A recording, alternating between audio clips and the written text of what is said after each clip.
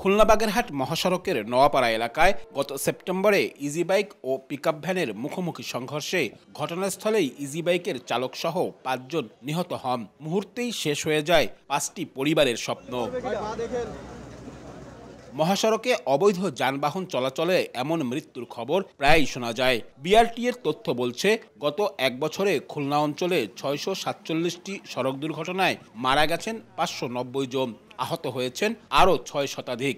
এসব দুর্ঘটনার মূল কারণ হিসেবে উঠে এসেছে আঞ্চলিক ও জাতীয় মহাসড়কে নসিমন করিমন ইঞ্জিনচালিত ভ্যান, মাহেন্দ্রা থ্রি হুইলার সহ উচ্চ আদালত থেকে নিষিদ্ধ যানবাহনের অবাধ চলাচল।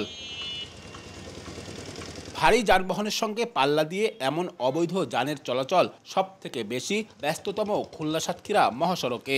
স্থানীয় সূত্র বলছে, প্রতিদিন গড়ে ২,০০০-এর বেশি এমন যান চলাচল করে এই সড়ক দিয়ে।